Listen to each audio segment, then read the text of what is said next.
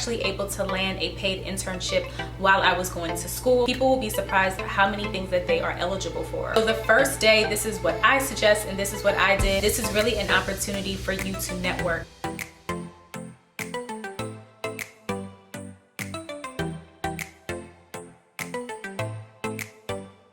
Hey guys, welcome back to my channel. I'm Nasha, known as Stomar Styles, here on YouTube.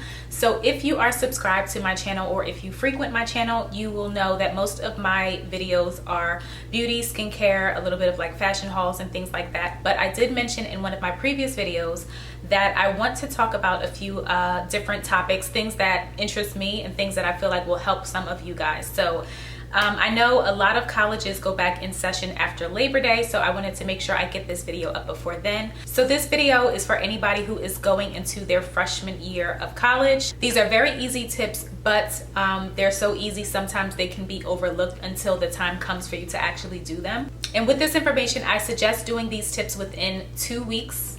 That's 4. With these tips I'm going to give you, I suggest doing these things within 2 weeks of the semester, just so you don't get too busy like with assignments and midterms and all that, because the semester can go by really, really fast. So these are 5 tips that you should do within your first 2 weeks of college.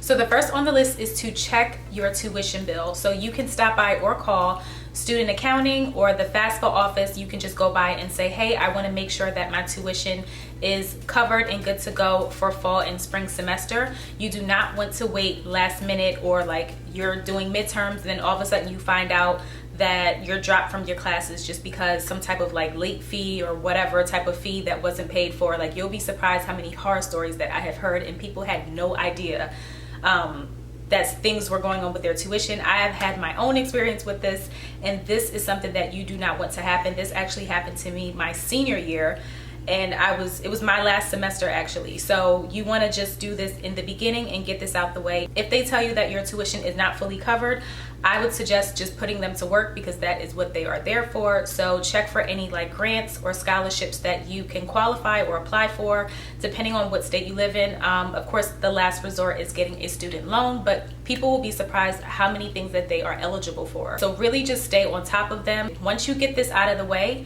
you are able to just really enjoy the rest of your semester.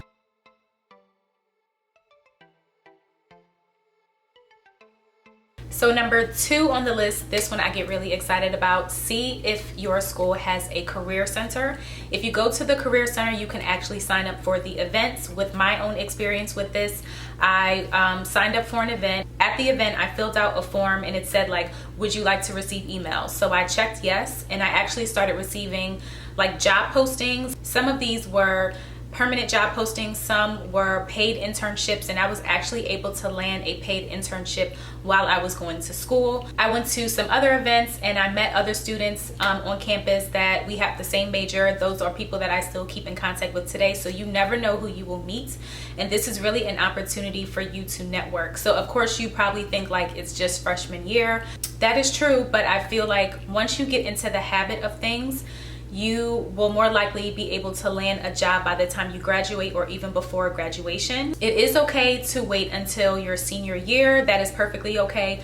But because sometimes the job process takes a very long time and it can take a couple months, like even after graduation, some people, they don't find a job until like the next year. It's such a long process. So starting your freshman year, you can do some internships and actually build your resume. And I think that's another thing that they can do at the Career Center as well. They can help you build your resume and also a cover letter. So this is just a quick tip, and I feel like that was very helpful. Just from my experience, this was very helpful.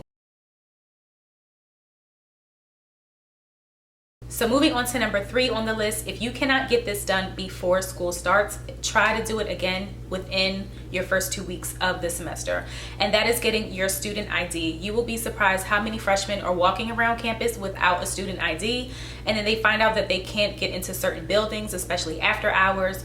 Like if you work during the day and go to school at night, you have to actually swipe your card to get into the building, and that's something that I learned the hard way as well. I had a class that was in like the law building, and you can't even get past security without showing your student ID. It was crazy. So some people might not need this right away, like if you're going to school virtually, but I do know someone who is attending, I think it's like Penn State University. She's moving on campus. This is her first semester, and even to get into like the college dorms and like the library, certain things, like you need to swipe your card. It also has your student ID listed, and you will be asked this question so many times: what is your student ID? People will ask you this question all the time, and you will eventually have it memorized. But in the meantime, for freshman year, just make sure you have your student ID with you at all times. I think another thing that you can do with your student ID is to add funds. So let's say you or like your parents or whoever, they can put, let's say like $500 on your card for the semester, and you can buy like breakfast from like the cafe or like coffee, tea, snacks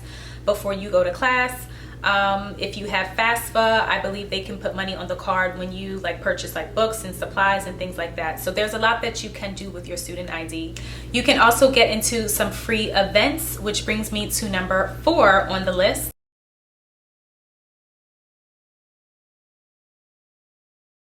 So number 4 is sign up for social events. So this is very different from like the career events. This one is just going to events that interest you. So it could be like an open mic night or like a poetry night or something like that. If you are interested in joining like a sorority or fraternity, they have events as well. What I would suggest to do is a lot of them now have social media accounts, so you can find them on social media. You can also check online or on campus for like flyers and things like that. Usually if you have a community center or like a campus community center at your college, you can go in and there's like flyers like everywhere on like a bulletin board or something like that. You can attend these events depending on your major or just simply because of your interests. You can be a part of like the student arts club or like the student directing club or student accounting or like the business marketing association or something like that. So you'll always find events. As far as sororities, I know of course these are only like 4-year colleges. I'm not sure if you can seek membership for a sorority or fraternity if you are a freshman, but I do believe that you can still attend the events and just show your face in the future. Like when you're an upperclassman, I think it's like sophomore, like junior year, they'll, you know, they start to do like rush and things like that. Like I'm not really sure, but you can still attend the events as a freshman and just kind of like get familiar with people, show your face, become a familiar face. So by the time you are ready to like seek membership, they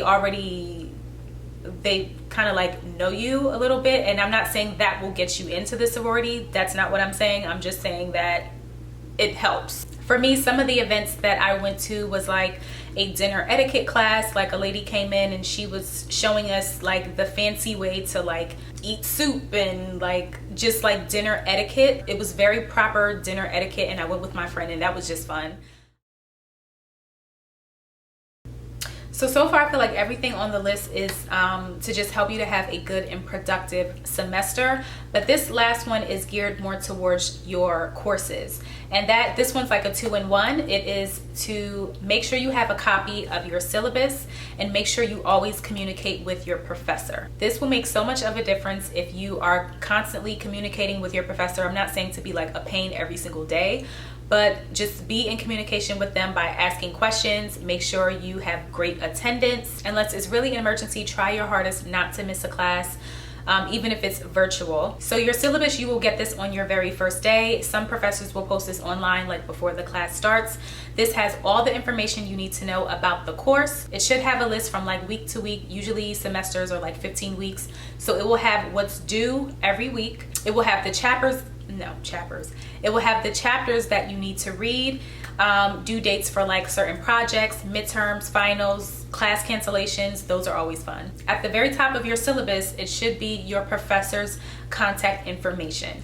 So the first day, this is what I suggest, and this is what I did in like some of my previous classes. I would send the professor an email just to introduce yourself and just say, hello, my name is such and such. This is my first semester here at such and such college or university, and I really want to do well in your course. Please let me know if you offer any extra credit courses.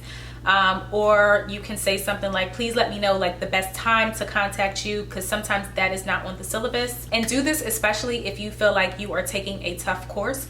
My experience with this, I was taking calculus and I wasn't too sure like what I was going to learn in this course, and I was really nervous for this class. And I did this on the first day, introduce myself, let me know if there's any like extra credit assignments that I can do. and I contacted them with any questions that I had. For example, so my professor gave us homework questions that were not actually graded. It was just for practice. A lot of times when you get the book, the answers, like the even number answers are on the back or something like that. But if it was like an odd number and I didn't really know, like there was no way for me to check my answer. So I would do the question, let's say it's like question number 5. I would do question number 5, circle my answer. I would take a picture of it, send it to my professor and say, hello, I just want to make sure this answer is correct. Or like, I'm a little confused about this question. Please let me know if I got my answer correct. If not, like, please let me know where I went wrong. And this was so helpful because I was able to get help, because the tutoring center was a little like sketchy. I mostly did this on like Friday, Saturday. I think I had, it was like a Tuesday, Thursday class. So on Friday, Saturday, I would make sure I would have my homework done and send it over to the professor, whatever question that I had, and within maybe an hour they would respond. And sometimes the question was right, sometimes it was wrong, and I was able to, you know, just get my practice in, practice over and over, because really for me that's what math is, it's just practice. But by the end of the semester, like, I did really good in the class, so that was very helpful. So do not be afraid to ask questions. That is what your professor is there for. So as much as you might feel like stupid asking a question, or you feel like it's an obvious question to somebody else or something that's like easy, I will be the first one to raise my hand in classes. Like, I used to get on my classes' nerves because they used to huff and puff every time I raised my hand, and I did not care. So that is it for my tips, you guys. I hope you learned something new. If you did, please give this video a thumbs up. If you want to see more videos like this, you can just leave a comment down in the description box. I hope I was able to help at least one person. If I did, comment below if this was helpful, and that would just make me happy. I feel like I did my job. So I hope you guys enjoyed this video. I really enjoyed making it. And until next time, guys, I will see you all in my next video. Bye.